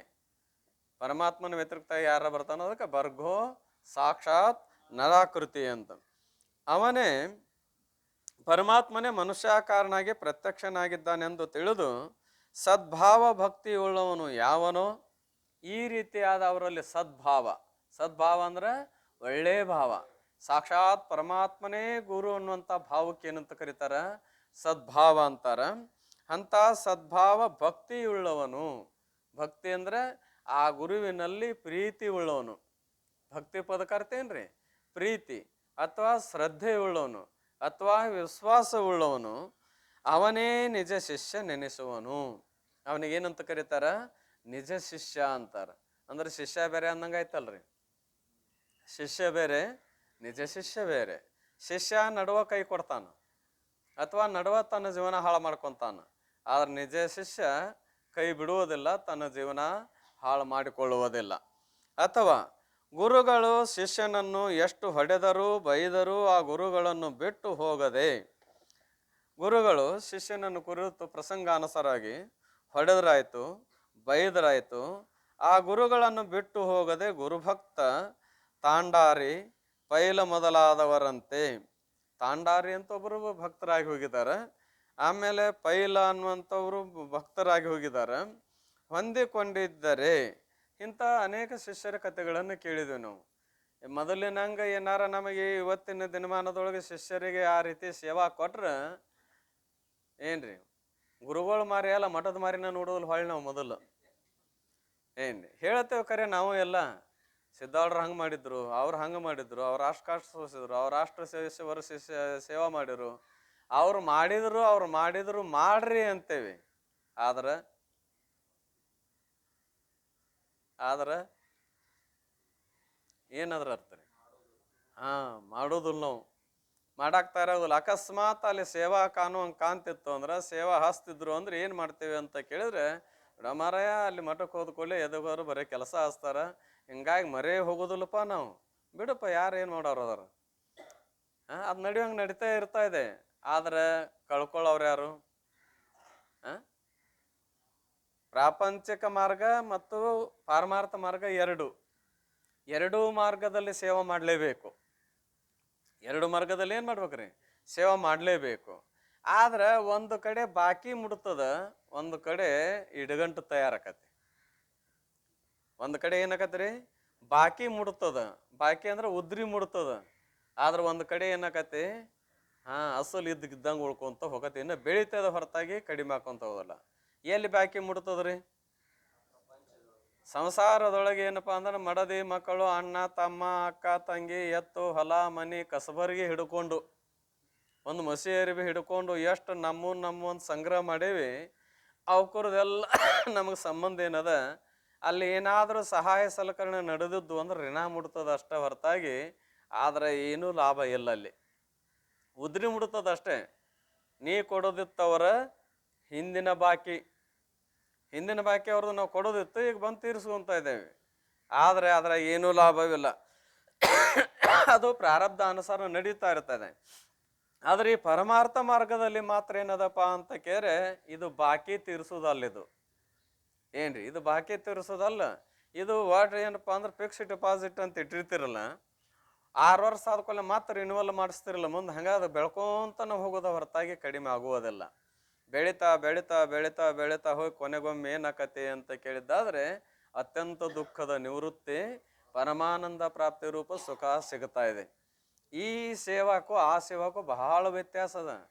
ಇದ್ರೂ ಕೂಡ ಕರ್ಮಾನುಜನ್ಯವಾಗಿ ಆ ಸೇವಾ ಮಾಡುವಂಥ ಪ್ರಸಂಗದಾಗ ಮಾಡಲಾರದೆ ನಾವು ಏನಾದರೂ ಬಯಸಿದ್ವಿ ಅಂದ್ರೆ ದೊರಿತದ. ಏನಾರು ನಿಮ್ಮೊಂದು ಕಪ್ ಬಿಸಿ ಚಹಾ ಸಿಗ್ಬೇಕಾರೆ ಏನು ಮಾಡ್ಬೇಕ್ರಿ? ಚಹಾ ಪುಡಿ ಸಕ್ಕರೆ ಕೊಡ್ಬೇಕಂದ್ರನ ಏನು ಮಾಡ್ಬೇಕ್ರಿ? ಹೆಂಗೆ ಹೇಳ್ತಾರ ಹಂಗೆ ಕೇಳಬೇಕು. ಹೆಂಗೆ ಹೇಳ್ತಾರ ಹಂಗೆ ಕೇಳಿದ್ವಿ ಅಂದ್ರೆ ಕಪ್ ಬಿಸಿ ಚಹಾ ದೌಡು ಸಿಗ್ತಾ ಇದೆ. ಹೆಂಗೆ ಹೇಳ್ತಾರ ಹಂಗೆ ಕೇಳಿಲ್ಲ ಅಂದ್ರೆ ಬಿಸಿ ನೀರು ತಂದಿದ್ರು ಹೊಳ್ಳಿ ಸೂರ್ಯ ತಣ್ಣೀರು ತಂದು ಕೊಡ್ತಾ ಇದ್ದಾರೆ. ಏನು ಅದು ಅಲ್ಲಿ ಹಂಗದ. ಆದ್ರೆ ಇಲ್ಲಿ ಪರಮಾರ್ಥ ಮಾರ್ಗದಲ್ಲಿ ಗುರು ಸೇವಾ ಮಾಡುವಾಗ ಹಾಗಿಲ್ಲ. ಎಷ್ಟು ನಾವು ಭಕ್ತಿ ಶ್ರದ್ಧೆಯಿಂದ ಗುರುನಾಥ ಹೊಡೆದ್ರಾಗಲಿ ಬೈದ್ರಾಗಲಿ ಏನೊಂದು ಜುಗುಪ್ಸೆಗೊಳ್ಳಲಾರದೆ ಅವನ ಸೇವಾ ಮಾಡ್ತಿದ್ವಿ ಅಂತಂದ್ರೆ ಅಂಥವನಿಗೆ ಏನಂತ ಕರೀತಾರ? ನಿಜ ಶಿಷ್ಯ ಅಂತ ಕರಿತಾ ಇದ್ದಾರೆ. ಆದರೆ ಮಂಗವು ಮರಿಯನ್ನು ಬಿಟ್ಟರೂ ಮರಿಯು ಮಂಗವನ್ನು ಬಿಡುವುದಿಲ್ಲ. ಮಂಗವು ಮರಿಯನ್ನು ಬಿಟ್ಟರೂ ಮರಿ ಮಂಗವನ್ನು ಬಿಡುವುದಿಲ್ಲ. ಮಂಗ ಮರಿ ನ್ಯಾಯ ಅಂತ ಕರೀತಾರೆ ಇದಕ್ಕೆ. ಏನು ಅಂದ್ರೆ ಏನರ್ಥ ಅಂದ್ರೆ, ಮಂಗವು ಮರಿಯನ್ನು ಬಿಟ್ಟರೆ, ಈಗ ಮಂಗ ಅಂದ್ರೆ ಯಾರು ಅಂದ್ರೆ ಗುರುಗಳು, ಮರಿ ಅಂದ್ರೆ ಯಾರು? ಶಿಷ್ಯ. ಮರಿ ಅಂದ್ರೆ ಯಾರ್ರಿ? ಶಿಷ್ಯ. ಗುರುಗಳು ಅಕಸ್ಮಾತ್ ಏನಾದರೂ ಪರೀಕ್ಷೆ ಮಾಡೋ ಸಲುವಾಗಿ, ಏನೋ ಒಂದು ಬುದ್ಧಿ ಕಲಿಸೋ ಸಲುವಾಗಿ ಸಿಟ್ಟು ಬಂದು ಕೈ ಬಿಟ್ಟರು ಕೂಡ, ಸರಿ ನನ್ನ ಹತ್ರ ಬರಬೇಡ ಅಂತ ಕೈ ಬಿಟ್ಟರು ಕೂಡ, ಆ ತಾಯಿ ಮಂಗ್ಯ ಕೈ ಬಿಟ್ಟರು ಮರಿ ಮಂಗ್ಯ ಏನು ಮಾಡೋದಿಲ್ಲ ಅಂದ್ರೆ ಅದನ್ನು ಅಪ್ಕೊಂಡಿದ್ದು ಕೈಯೇ ಬಿಡುವುದಿಲ್ಲ. ಕೈ ಬಿಡಲಿಲ್ಲ ಅಂದ್ರೆ ಅದು ತಾಯಿ ಎಲ್ಲೆಲ್ಲಿ ಹೋಗತ್ತೆ ಅಲ್ಲೆಲ್ಲ ಜಗದ್ ಅದನ್ನು ಕರ್ಕೊಂಡು ಪಾರಾಗ್ತಾ ಇದೆ. ಏನು ಅಕಸ್ಮಾತ್ ಆ ಮರಿ ಮಂಗನನ್ನು ಕೈ ಬಿಡಿತು ಅಂದ್ರೆ ಹೊಳ್ಳಿ ಎತ್ತೋದಿಲ್ರಿ ಅದು. ಹೊಳ್ಳಿ ಆ ಮರಿಯನ್ನು ಅದು ಹೊಟ್ಟೆ ಮುಟ್ಟುವುದಿಲ್ಲ. ಆ ಮರಿ ಸ್ವತಂತ್ರನ ತಿರುಗಾಡ್ಬೇಕು ಆಮೇಲೆ. ಹಾಗೆ ಶಿಷ್ಯನೆಂಬುವ ಈ ಮರಿ ಅತ್ಯಂತ ದುಃಖದ ನಿವೃತ್ತಿ ಪರಮಾನಂದ ಪ್ರಾಪ್ತಿ ಸುಖವನ್ನು ಪಡೆಯುವ ಪರ್ಯಂತರವಾಗಿ ಅವರಲ್ಲಿ ಶ್ರದ್ಧೆಯನ್ನಿಟ್ಟು ಅವರ ಸನ್ನಿಧಾನವನ್ನು ಬಿಡಲಾರದೆ ಇದ್ದ ಅಂದ್ರೆ ಅವನನ್ನು ಏನು ಮಾಡೋದಿಲ್ಲ ಅಂದ್ರೆ ಗುರುಗಳ ಕೈ ಬಿಡುವುದಿಲ್ಲ. ಮರಿಯು ಮಂಗವನ್ನು ಬಿಡುವುದಿಲ್ಲ, ಕಿಂತು ಅದನ್ನು ಅಪ್ಪಿಕೊಂಡೇ ಇರುವಂತೆ. ಹೇಗೆ ಮರಿಯು ಮಂಗ ಏನೇ ಸಿಟ್ಟಿಗೆ ಬಂದು ಅದನ್ನು ದುಡ್ಯಾಡಿ ಕೈ ಬಿಡಿಸಿದ್ರು ಕೂಡ ಅದು ಬಿಡಲಾರದೆ ಹಿಡಿದುಕೊಂಡು ಗಟ್ಟಿಯಾಗಿರುತ್ತದೆಯೋ, ಹಾಗೆ ಗುರುಗಳು ಶಿಷ್ಯನನ್ನು ಬಿಟ್ಟರು ಅಕಸ್ಮಾತ್ ಏನೋ ತಪ್ಪು ಮಾಡಿದ್ದಕ್ಕಾಗಿ, ತಪ್ಪಿಗಾಗಿ ಎಷ್ಟೋ ಸಲ ಬುದ್ಧಿ ಹೇಳಿದ್ರು ಕೇಳಿದ್ದಕ್ಕಾಗಿ ಸಿಟ್ಟು ಬಂದು ಬೈದು ಅಥವಾ ಹೊಡೆದರೂ ಕೂಡ ಅವ್ರನ್ನ ಕೈ ಬಿಡಲಾರದೆ ಶಿಷ್ಯನು ಗುರುಗಳನ್ನು ಬಿಡುವುದಿಲ್ಲ. ಅಂತ ಒಳ್ಳೆ ಶಿಷ್ಯ ಇದ್ದಂದ್ರೆ, ನಿಜವಾದ ಶಿಷ್ಯ ಇದ್ದಂದ್ರೆ ಅವ ಏನು ಮಾಡೋದಿಲ್ಲ, ಗುರುಗಳನ್ನು ಕೈ ಬಿಡುವುದಿಲ್ಲ. ಇದು ಮಂಗ ಮರಿಯ ನ್ಯಾಯವೆಂದು ಹೇಳಲ್ಪಡುತ್ತದೆ. ಇದಕ್ಕೇನಂತ ಕರೀತಾರ? ಮಂಗ ಮರ ಮರಕಟ ಮರಕಟ ನ್ಯಾಯ ಅಂತ ಹಿಂಗೇನು ಕರೀತಾರ ಅದಕ್ಕೆ. ಮರಕಟ ಕಿಶೋರ ನ್ಯಾಯ. ಕಿಶೋರ ಅಂದ್ರೆ ಮರಿ, ಮರಕಟ ಅಂದ್ರೆ ಮಂಗ್ಯ, ಮಂಗ ಮರಿ ನ್ಯಾಯ ಅಂತ ಕರೀತಾರೆ. ಬೆಕ್ಕಿನ ಮರಿಯು ಬೆಕ್ಕನ್ನು ಬಿಟ್ಟು ಅತ್ತಿತ್ತ ಹೋಗಲು ಬೆಕ್ಕು ಅದನ್ನು ಬಿಡದೆ ಬಾಯಿಂದ ಹಿಡಿದು ಅದನ್ನು ರಕ್ಷಣೆ ಮಾಡುವಂತೆ ಶಿಷ್ಯನು ಗುರುಗಳನ್ನು ಬಿಟ್ಟರೂ ಗುರುಗಳು ಶಿಷ್ಯನನ್ನು ಬಿಡುವುದಿಲ್ಲ. ಇನ್ನ ಮಂಗ ಕೈ ಬಿಟ್ರು ಮರಿ ಹೆಂಗೆ ಕೈ ಬಿಡ್ಲಾರ್ದು ಹಿಡಿದಿರ್ತದ, ಹಂಗ ಮರಿ ಕೈ ಬಿಟ್ರು ಕೂಡ ಏನು ತಾಯಿ ಕೈ ಬಿಡುವುದಿಲ್ಲ. ಅದು ಎದರಂತೆ ಅಂದ್ರೆ ಬೆಕ್ಕು ಮರಿ ನ್ಯಾಯ ಅಂತಾರ. ಮಾರ್ಜಲ ಕಿಶೋರಿ ನ್ಯಾಯ ಅಂತ ಕರಿತಾ ಇದ್ದಾರೆ. ಈಗ ಬೆಕ್ಕು ಮರಿಯನ್ನು ಹಾಕ್ತೀವಿ ಅಂದ್ರೆ ಅದು ಮರಿ ಬಿಟ್ಟು ಮೇದಾಡಿ ಬರ್ತದ ಕರೆ, ಆ ಮರಿಗಳಿಗೆ ಏನೂ ಧಕ್ಕೆ ಆಗದಂತೆ ರಕ್ಷಣಾ ಮಾಡೋ ಸಲುವಾಗಿ ಏನು ಮಾಡ್ತದಪ್ಪ ಅಂತ ಕೇರೆ ತನ್ನ ಬಾಯಿಯೊಳಗೆ ಹಿಡ್ಕೊಂಡು ಹೋಗ್ತಾ ಇದೆ. ಅದು ಬಾಯಿಂದ ಏನು ಮಾಡ್ತಾ ಅದ್ರ ಕುತ್ತಿಗೆ ಹಿಡ್ಕೊಂಡು ಹೋಗ್ತದ. ಅದರ ಹಲ್ಲು ಭಯಂಕರ ಚೂಪ, ಅದು ಹಿಡಿದದ್ದು ನೋಡಿದ್ರೆ ಸತ್ತ ಹೋಗ್ಬೇಕು ಮರಿ ಹೆಂಗೆ ಹಿಡ್ದು ಕಾಣ್ತಿರ್ತದ. ಆದ್ರೆ ಆ ಮರಿಗೆ ಒಂದು ಸ್ವಲ್ಪ ನಟ್ಟಿರುವುದಲ್ಲ, ಆ ರೀತಿ ವ್ಯವಸ್ಥೆ ಮಾಡಿ ಹಿಡ್ಕೊಂಡು ಹೋಗ್ತಾ ಇದೆ. ಯಾವುದು? ಬೆಕ್ಕು. ಹಾಗೆ ಅಕಸ್ಮಾತ್ ಶಿಷ್ಯನು ಗುರುಗಳನ್ನು ಬಿಟ್ಟು ದೂರ ಸರಿದ್ರು ಕೂಡ ಗುರುನಾಥನಾದವನು ಆತನ ಮೇಲಿನ ಕರುಣೆಯಿಂದ ಅವನನ್ನು ಬಿಡಲಾರದೆ ಏನು ಮಾಡ್ತಾನಪ್ಪ ಅಂತ ಕೇಳಿದ್ರೆ ರಕ್ಷಣೆ ಮಾಡ್ತಾ ಇರ್ತಾನ. ಅರ್ಥಾತ್ ಗುರುವಿನ ಪ್ರೀತಿಯನ್ನು ಸಂಪಾದಿಸಿಕೊಂಡವನೇ ನಿಜ ಶಿಷ್ಯನೆಂದು ಹೇಳಿಕೊಳ್ಳುವನು. ಅಕಸ್ಮಾತ್ ಶಿಷ್ಯ ಬಿಟ್ಟು ದೂರ ಸರಿದ್ರು ಗುರುಗಳು ಅವನು ಬಿಡಲಾರದೆ ತಮ್ಮ ಹತ್ತಿರ ಕರ್ಕೊಂತಿದ್ರು ಅಂದ್ರೆ ಅಲ್ಲಿ ಅಂತ ಅವನಿಗೆ ಏನು ಅನ್ಬೇಕು, ನಿಜ ಶಿಷ್ಯ ಅಂತ ಕರಿತಾ ಇದ್ದಾರೆ. ಇಂಥ ಶಿಷ್ಯನು ಆಧ್ಯಾತ್ಮಿಕ, ಆದಿ ಭೌತಿಕ, ಆದಿ ದೈವಿಕಗಳೆಂಬ 3 ತಾಪಗಳಿಂದ ಬೆಂದು ಸದ್ಗುರುನಾಥನಿಗೆ ಶರಣಾಗತನಾಗಲು ಇಂಥ ಶಿಷ್ಯ ಅಂತಂದ್ರೆ ಯಥಾರ್ಥವಾದ ಸ್ವರೂಪವನ್ನ ತಿಳಿದುಕೊಂಡೇ ತೀರಬೇಕೆನ್ನುವ ತೀವ್ರ ಬಯಕೆಯಿಂದ ಕೂಡಿ ಗುರುಗಳನ್ನು ನಂಬಿದಂಥ ಯಾವ ಶಿಷ್ಯ ಅದನ ಆತನಿಗೆ ಆಧ್ಯಾತ್ಮಿಕ, ಆದಿ ಭೌತಿಕ, ಆದಿ ದೈವಿಕಗಳೆಂಬ 3 ತಾಪಗಳಿಂದ ಬೆಂದು. ಎದರಿಂದ ಬೆಂದನಪ್ಪ ಇವ? ಸಾಕಾಗಿ ಹೋಗಿದಳ್ರಿ, ಸಿಕ್ಕು ಒದ್ದಾಡಿ ಹೋಗಿ ನಿಂತಿರ್ತಾರಲ್ಲ, ಎದರಾಗ? ಇವೇ 3 ತಾಪ. 3 ಯಾವು? ಆಧ್ಯಾತ್ಮಿಕ, ಆದಿ ಭೌತಿಕ, ಆದಿ ದೈವಿಕ. ಆಧ್ಯಾತ್ಮಿಕ ತಾಪ ಅಂದ್ರೆ ಸ್ಥೂಲ ಶರೀರ, ಸೂಕ್ಷ್ಮ ಶರೀರಗಳಿಂದ ಆಗುವ ತಾಪ. ಆದಿ ದೈವಿಕ ತಾಪ ಅಂತಂದ್ರೆ ಸೂರ್ಯ, ಚಂದ್ರ ಮೊದಲಾದವುಗಳಿಂದ, ಅಂದ್ರೆ ಬಿಸಿಲು, ತಂಪು, ಯಕ್ಷ, ರಾಕ್ಷಸ, ಪ್ರೇತ ಮೊದಲಾದವುಗಳಿಂದ ಆಗುವ ದುಃಖಕ್ಕೇನಂತಾರ? ಆದಿ ದೈವಿಕ ಅಂತ. ಆಮೇಲೆ ವೈರಿಯನ್ನೇ ಮೊದಲು ಮಾಡಿಕೊಂಡು ಹುಲಿ, ಕರಡಿ, ಚೇಳು, ಹಾವು, ಸಿಂಹ ಮೊದಲಾದ ಕ್ರೂರ ಮೃಗಗಳಿಂದ ದುಃಖ ಆಕ್ಕಿತ್ತು ಅಂದ್ರೆ ಆದಿ ಭೌತಿಕ ತಾಪ ಅಂತ ಕರೀತಾರೆ.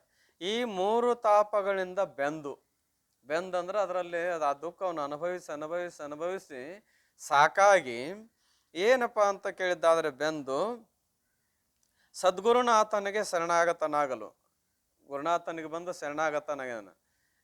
ಯಾವಾಗಲೂ ಮನುಷ್ಯ ಇನ್ನೊಬ್ಬರಿಗೆ ಹೋಗಿ ಶರಣಾಗತನಾಗಬೇಕಾಗಿತ್ತು ಅಂದ್ರೆ ತಾನು ಅನುಭವಿಸುವ ಕಷ್ಟದ ನೆನಪು ಅಥವಾ ಅದರ ಅನುಭವ ಆದ್ರೂ ಅನುಭವ ಆಗ್ಲಾರ್ದನು ತನಗ ದುಃಖ ಗೊತ್ತಿದ್ರೆ ಇನ್ನೊಬ್ಬರ ದುಃಖ ಗೊತ್ತಾಕತಿ ಅಂತ ಸಹಜಂತೆ.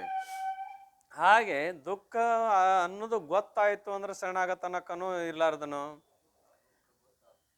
ಡಾಕ್ಟರ್ ಎಲ್ಲಿ ಹೊಂಟಿವೋ? ಡಾಕ್ಟರ್ ಹೊಡೆದಂತ ಹೊಂಟೀನಿ ಅಂತಾನೆ. ಯಾಕ? ಆರಾಮಿಲ್ಲ ಅಂತ. ಆರಾಮಿಲ್ಲ ಅನ್ನೋದು ಗೊತ್ತಾದವ ಹೊಕ್ಕನು, ಆರಾಮಿಲ್ಲ ಅನ್ನೋದು ಗೊತ್ತಾಗ್ಲಾರ್ದವನು. ದುಃಖ ಇದ್ದದ್ದು ಗೊತ್ತಾದವನು, ರೋಗದ ಬಾಧೆ ಇದ್ದದ್ದು ಗೊತ್ತಾದವ ಏನು ಮಾಡ್ತಾನಂದ್ರೆ ಡಾಕ್ಟರ್ ಕಡೆ ಹೇಗೆ ಹೋಗುತ್ತಾನೆಯೋ ಹಾಗೆ ಈ ತ್ರಿತಾಪಗಳ ಬಾಧೆಯಿಂದ ಬೆಂದು ಇದು ಗೊತ್ತಾದವ ಏನು ಮಾಡ್ತಾನೋ ಅಂತ ಕೇಳಿದ್ರೆ ಇಲ್ಲಿ ವೈದ್ಯ ಯಾರು ಅಂತ ಕೇಳಿದ್ರೆ ಶ್ರೋತ್ರಿಯ ಬ್ರಹ್ಮನಿಷ್ಠನಾದ ಸದ್ಗುರು ವೈದ್ಯ, ಅವನಿಗೆ ಭವರೋಗ ವೈದ್ಯ ಅಂತ ಕರೀತಾರೆ. ಇಂಥ ವೈದ್ಯನಾದ ಗುರುವಿನ ಕಡೆ ಹೋಗ್ತಾ ಇದ್ದ ನಾವು ಶರಣಾಗತನಾಗಲು. ಕಿಚ್ಚಿನಲ್ಲಿ ಬಿದ್ದ ಕೂಸನ್ನು ತಾಯಿಯು ದಯೆಯಿಂದ ಹೇಗೆ ತೆಗೆಯುವಳು? ಅಕಸ್ಮಾತ್ ಮಗು ಆಡ್ತಾ ಹೋಗಿ ಕಿಚ್ಚಿನೊಳಗೆ ಬಿದ್ದಿತ್ತು ಅಂದ್ರೆ ತಾಯಿ ಬೇಸಾತ್ ಬಿಡಂತಾಳನ್, ಅರ್ವಾಡ್ಸಿ ಏನು ಮಾಡ್ತಾಳಪ್ಪ ಅಂತ ಕೇರಿ ಆ ದುಃಖದಿಂದ ದೂರ ಮಾಡಿಸಲು ತಗೊಂತಾಳೋ ಹಾಗೆ ಗುರುಗಳು ಶಿಷ್ಯನನ್ನು ದುಃಖದಿಂದ ಪಾರು ಮಾಡುತ್ತಾರೆ. ಆ ಬೆಂಕಿ ಇರುವುದರಿಂದ ಹೇಗೆ ತಾಯಿ ಪಾರು ಮಾಡ್ತಾಳೆ ಮಗುವಿನನ್ನ, ಹಂಗೆ ಈ ದುಃಖ ರೂಪ ಬೆಂಕಿಯಿಂದ ಪಾರು ಮಾಡೋರು ಯಾರು ಅಂತ ಕೇಳಿದ್ರೆ ಶ್ರೋತ್ರಿಯ ಬ್ರಹ್ಮನಿಷ್ಠನಾದ ಸದ್ಗುರು ಒಬ್ಬನೇ ಅಲ್ಲ ವಿನಃ ಇವನು ಬಿಟ್ಟರೆ ಜಗತ್ತಿನೊಳಗೆ ಯಾರಿಂದಲೂ ಸಾಧ್ಯವಿಲ್ಲ. ಬೇಕಾದಷ್ಟು ಪ್ರೀತಿಗೆ ಪಾತ್ರರಾದವ್ರು ಇರಬಹುದು, ಬೇಕಾದಷ್ಟು ನಮ್ಮ ಮೇಲೆ ಕರುಣಾ ತೋರ್ತಿರಬಹುದು, ಆದ್ರೆ ಈ ಭವರೋಗ ರೂಪ ಬೆಂಕಿಯಿಂದ ತೆಗೆದು ಹಾಕವ್ರು ಯಾರಂದ್ರೆ ಯಾರೂ ಇಲ್ಲ. ಒಬ್ಬನೇ ಒಬ್ಬ, ಯಾರಪ್ಪ ಅಂದ್ರೆ ಸದ್ಗುರು ಪಾರು ಮಾಡ್ತಾರೆ. ಅಥವಾ ಗುರುವಿನಿಂದ ಆತ್ಮಜ್ಞಾನವನ್ನು ಪಡೆದುಕೊಂಡು ಕೃತಾರ್ಥನಾಗಬೇಕೆಂಬ ಶಿಷ್ಯನ ಲವಲವಿಕೆಯನ್ನು ಕಂಡು ಗುರುಗಳು ಮುಕ್ತಿಯ ದಾರಿಯನ್ನು ತೋರಿಸಿದರೆಂಬ ಅಭಿಪ್ರಾಯವು. ಇದರ ಅಭಿಪ್ರಾಯ ಏನಪ್ಪ ಅಂತ ಕೇಳಿದ್ದಾದ್ರೆ ಅದಕ್ಕೆ ಅವ್ರು ಹೇಳ್ತಾರ, ಗುರುವಿನಿಂದ ಆತ್ಮಜ್ಞಾನವನ್ನು ಪಡೆದುಕೊಂಡು. ಯಾರ ಮುಖಾಂತರ? ಗುರು ಮುಖಾಂತರ. ಎಂಥ ಜ್ಞಾನ ಅಂತ ಕೇಳಿದ್ರೆ ಆತ್ಮಜ್ಞಾನ. ನಮ್ಮೆಲ್ಲರಿಗೂ ಜ್ಞಾನದ, ಎಲ್ಲರಿಗೇನದ ರೀ? ಜ್ಞಾನದ. ಯಾವ ಜ್ಞಾನದಪ್ಪ ಅಂದ್ರೆ ಅನಾತ್ಮದ ಜ್ಞಾನದ ಅಥವಾ ವಿಷಯ ರೂಪ ಬ್ರಹ್ಮಜ್ಞಾನದ. ನಿಮಗೆಲ್ಲರಿಗೂ ಯಾವ ಜ್ಞಾನದ? ವಿಷಯ ರೂಪ ಬ್ರಹ್ಮಜ್ಞಾನದ. ಆದರೆ ನಿರ್ವಿಷಯ ರೂಪ ಬ್ರಹ್ಮಜ್ಞಾನ ನಮಗೆ ಇಲ್ಲ. ವಿಷಯ ರೂಪ ಬ್ರಹ್ಮಜ್ಞಾನದಿಂದ ಏನಾಗ್ತಾ ಇದೆ ಅಂತ ಕೇಳಿದ್ರೆ ಕ್ಷಣಿಕವಾದ ವ್ಯವಹಾರದ ತೃಪ್ತಿಗೆ ಅನುಕೂಲವಾಗ್ತದ ವಿನಃ ನಿಜವಾದ ತೃಪ್ತಿಗೆ ಏನಾಗುದಿಲ್ಲ ಅಂತ ಕೇಳಿದ್ರೆ ಅನುಕೂಲ ಆಗೋದಿಲ್ಲ. ಇದು ಮಾಯಕ್ಕಂತೇನ ನಾವು ತಿಳಿತೇವೆ, ಇದು ಬ್ರಹ್ಮಜ್ಞಾನವೇ. ಇದು ಮಾಯಕ್ ಅಂತ ತಿಳಿಯೋದೇನದ ಬ್ರಹ್ಮಜ್ಞಾನವೇ. ಎಷ್ಟು ಪದಾರ್ಥಗಳ ಜ್ಞಾನ ನಾವು ಮಾಡ್ಕೊಂಡು ಎಲ್ಲವೂ ಬ್ರಹ್ಮಜ್ಞಾನವೇ. ಯಾಕ್ರಿ ಬ್ರಹ್ಮಜ್ಞಾನ ಎಲ್ಲ? ಮನೆ ಅಂದ್ರು ಬ್ರಹ್ಮಜ್ಞಾನನ, ಹೊಲ ಅಂದ್ರು ಬ್ರಹ್ಮಜ್ಞಾನನ, ಕಸಬರಿಗಂದ್ರು ಬ್ರಹ್ಮಜ್ಞಾನ, ಮಸಿ ಅರಿವಿ ಅಂದ್ರು ಬ್ರಹ್ಮಜ್ಞಾನ, ಬಂಗಾರ ಅಂದ್ರು ಬ್ರಹ್ಮಜ್ಞಾನನ, ನಾ ಅಂದ್ರು ಬ್ರಹ್ಮಜ್ಞಾನ, ನೀ ಅಂದ್ರು ಬ್ರಹ್ಮಜ್ಞಾನ, ಏನೇನು ಅಂತ ಎಲ್ಲ ನೋಡ್ತೇವೆ, ಎಲ್ಲವೂ ಬ್ರಹ್ಮಜ್ಞಾನವೇ. ಯಾಕೆ ಬ್ರಹ್ಮಜ್ಞಾನ ಅಂತಾರೆ ಇದಕ್ರಿ?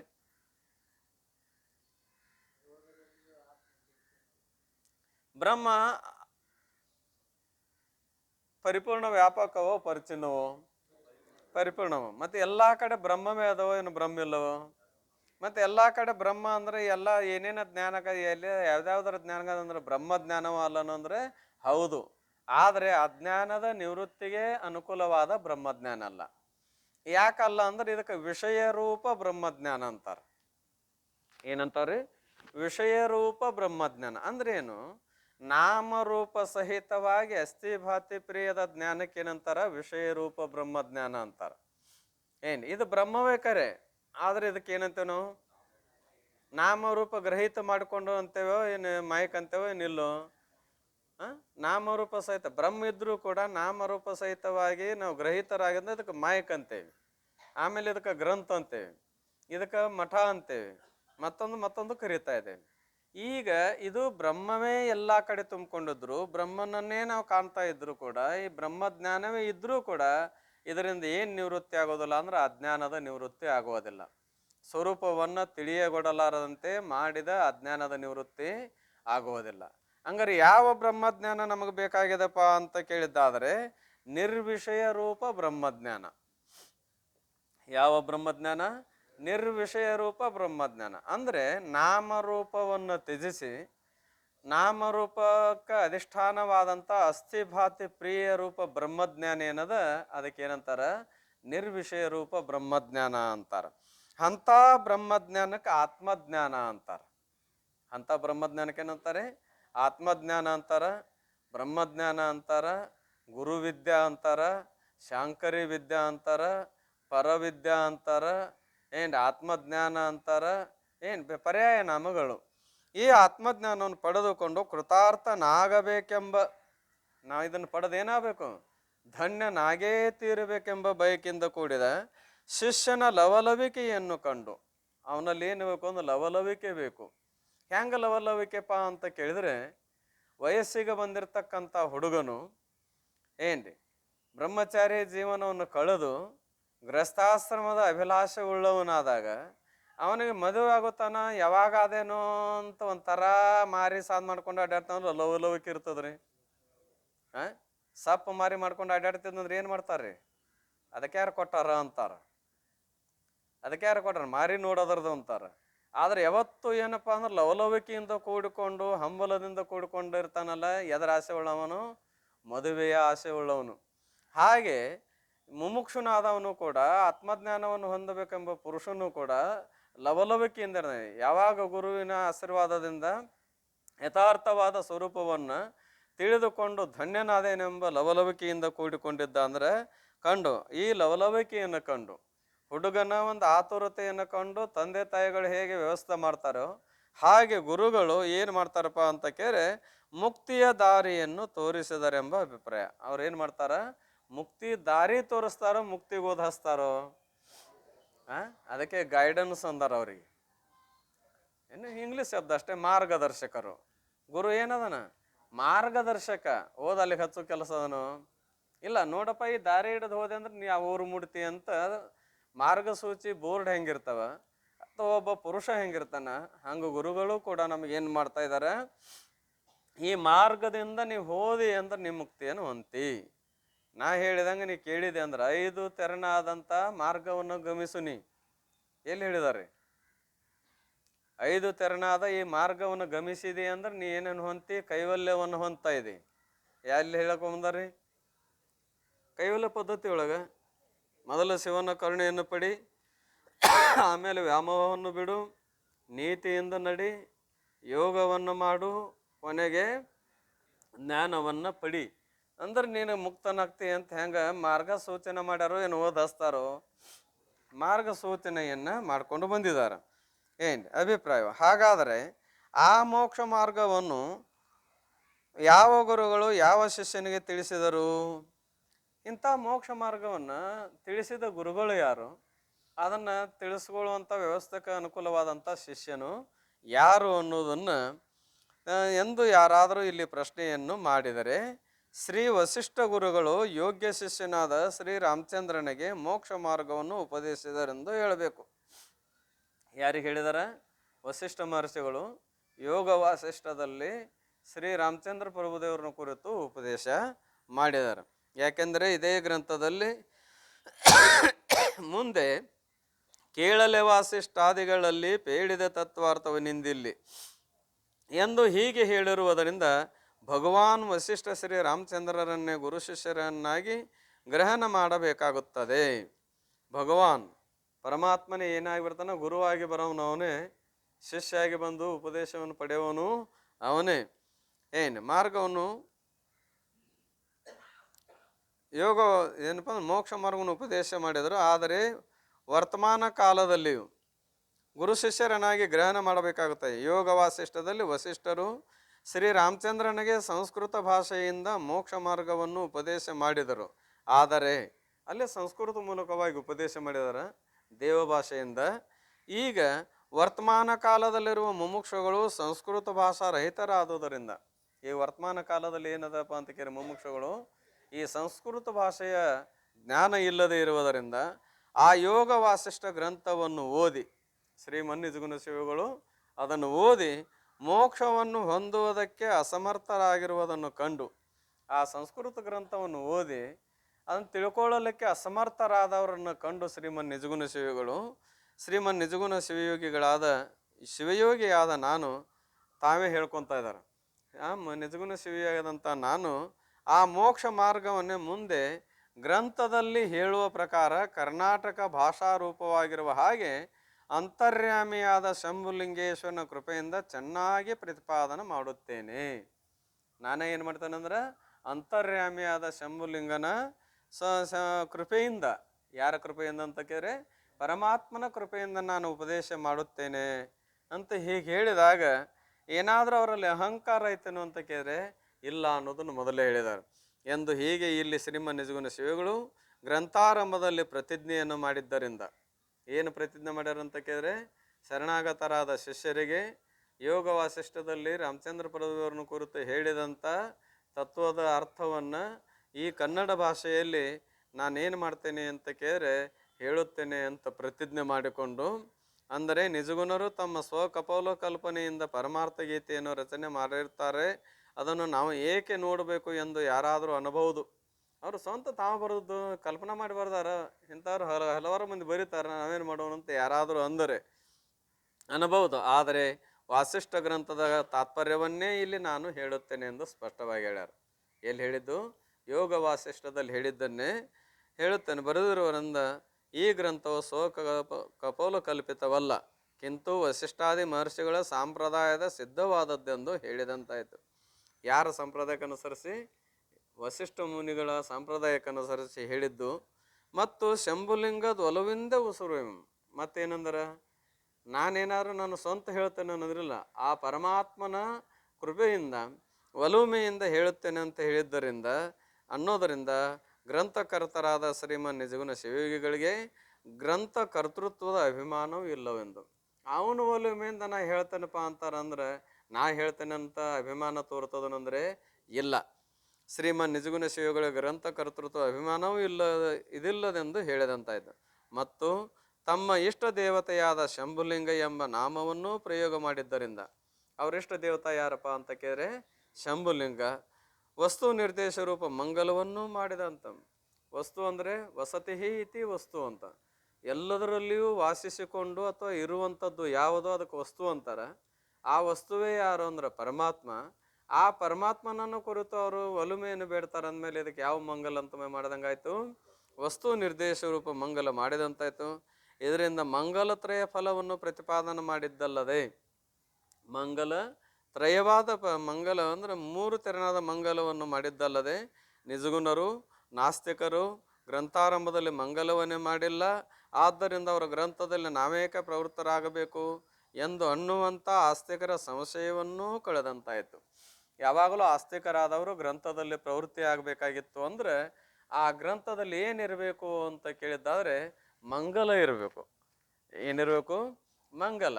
ಮಂಗಲಗಳಲ್ಲಿ ಎರಡು ಭಾಗದವು. ಈ ಗುರು ಶಂಭುಲಿಂಗಾಯ ನಮಃ ಅನ್ನೋದು ಮಂಗಲವೇ. ಇನ್ನು ಅನುಬಂಧ ಚತುಷ್ಟಯಗಳನ್ನು ಪ್ರತಿಪಾದನೆ ಮಾಡ್ತಾ ಇದ್ದಾರೆ. ಏನು ಮಾಡ್ತಾರೆ? ಅನುಬಂಧ ಚತುಷ್ಟಯಗಳನ್ನು ಪ್ರತಿಪಾದನೆ, ಅದು ಕೂಡ ಮಂಗಲ ವಾಚಕವೇ. ಏನು ಪ್ರತಿಯೊಬ್ಬರ ಗ್ರಂಥಕರ್ತರು ಮೊದಲ ಇಷ್ಟ ದೇವತಾ ಮಂಗಲ ಮಾಡಿ ಮತ್ತು ಅನುಬಂಧ ಚತುಷ್ಟಯಗಳನ್ನು ಹೇಳ್ಕೊಂಡೇ ಏನು ಮಾಡ್ತಾರೋ ಅಂತ ಕೇಳಿ ಪ್ರತಿಪಾದನೆ ಮಾಡ್ತಾ ಇದ್ದಾರೆ. ಈ ದಿಶೆಯಲ್ಲಿ ಮಂಗಲ ಮಾಡಿ ಇನ್ನು ಅನುಬಂಧ ಚತುಷ್ಟಯಗಳು ಯಾವುವು, ಅನುಬಂಧ ಚತುಷ್ಟಯಗಳು ಯಾವುವು ಅನ್ನೋದನ್ನು ಆರಂಭ ಮಾಡ್ತಾರೆ. ಅಧಿಕಾರಿ, ವಿಷಯ, ಪ್ರಯೋಜನ, ಸಂಬಂಧ, ಈ ರೀತಿಯಾದಂಥ 4 ಅನುಬಂಧಗಳ ವಿಷಯವನ್ನು ಪ್ರತಿಪಾದನೆ ಮಾಡ್ತಾರೆ. ಆ ವಿಷಯವನ್ನು ಮತ್ತೆ ನಾಳೆ ಬೆಳಿಗ್ಗೆ ಸಮಯ 11ರಿಂದ 12, ಹೌದಲ್ರಿ? ಪತ್ರಿಕೆಗಳು ಪ್ರಿಂಟ್ ಅದ. ಯಾಕಂದ್ರೆ ಬೆಳಗಿನ ಜಾವದಲ್ಲಿ ಶ್ರೀ ವಿಚಾರ ಸಾಗರ ಗ್ರಂಥ ಅಪ್ಪವರು ಪ್ರತಿಪಾದನೆ ಮಾಡ್ತಾರೆ. ತದನಂತರದಲ್ಲಿ 11ರಿಂದ 12, ಮತ್ತು ಯಥಾವತ್ತವಾಗಿ 5ರಿಂದ 6, ಸಾಯಂಕಾಲ 7:30ರಿಂದ 8 ಗಂಟೆವರೆಗೆ ಅಜ್ಜನ ಚರಿತಾಮೃತ ಏನಪ್ಪ ಅಂತ ಕೇಳಿದ್ರೆ ನಡೆಸ್ತಾ ಇದ್ದಾರೆ. ಈ ಎಲ್ಲ ಕಾರ್ಯಕ್ರಮಗಳಲ್ಲಿ ನಾವು ನೀವೆಲ್ಲರೂ ಸಕ್ರಿಯವಾಗಿ ಪಾಲ್ಗೊಂಡು ಯಥಾರ್ಥವಾದ ಸ್ವರೂಪವನ್ನು ತಿಳಿದುಕೊಂಡು ಧನ್ಯರಾಗುವಂಥ ಒಂದು ಸತ್ಶಕ್ತಿಯನ್ನು, ಒಂದು ಸದ್ಬುದ್ಧಿಯನ್ನು ಆ ಸದ್ಗುರುನಾಥ ನಿಮ್ಮೆಲ್ಲರಿಗೆ ನೀಡಲಿ ಅಂತ ಹೇಳಿ 2 ವಾಕ್ಯ ಶುಭಾಚರಣೆ ಕಲ್ಪಿಸಿ ವಿರಾಮ ಮಾಡುತ್ತೇನೆ.